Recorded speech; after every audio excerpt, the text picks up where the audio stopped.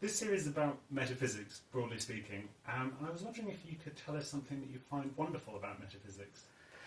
So I've always loved metaphysics, and I've loved the intensity of thought that goes into it, and the examination of things that are, from an ordinary point of view, kind of ineffable, right? They're the structure of reality.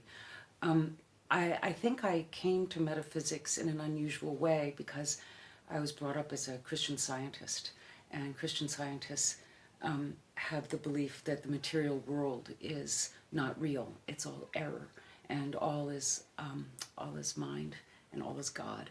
And so it's a bit Berkeleyan in that way. And when I came into philosophy, everything was materialist and matter. Everything was matter, and even universals or abstract objects were thought to be, unreal or problematic in some way. And although I hadn't really, I hadn't bought everything entirely from Christian Science, it had skewed my intuitions about things. And so I didn't have the same intuitions that most philosophers did, that everything has to be material and that's all there could possibly be.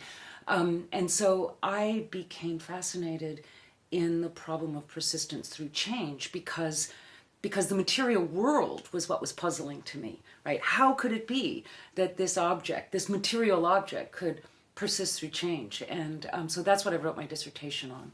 And I still remain fascinated, and I became quite excited about Aristotle's work, and I thought for a period of time that I would specialize in ancient metaphysics, because the idea of a cosmos, so a whole cosmos that is this interdependent, interconnected thing, which was at the foundation, I think, of Aristotle's view, could include both the material things and these immaterial things like forms. That was fascinating to me, and that these different modes of explanation, that kind of pluralism that's so characteristic of Aristotle, really drew me. But then I realized that I was not really a good scholar of ancient philosophy. I love it, but you have to have a special mind to do that. And my passion was really to limn the ultimate structure of reality on my own terms. So I went on and I wrote on persistence through change and I defend endurantism for what it's worth, and then I became fascinated in the social world. So it was sort of similar. There's people think, oh, the social world, that's not real because everything is material. But no, the social world, are you kidding? This is the most important part of the world for most of us. And I felt that philosophers had spent too little time thinking about social ontology.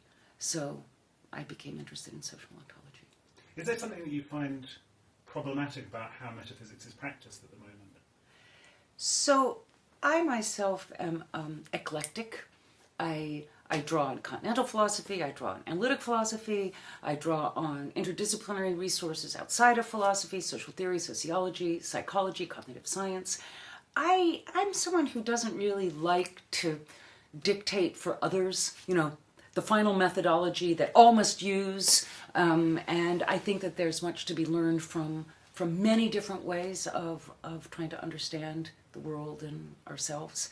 I do find that there are pockets of analytic metaphysics that are, it's not that I disapprove of how it's done, but I disapprove of the belief that some have is that this is the important metaphysics. This is the way to do metaphysics.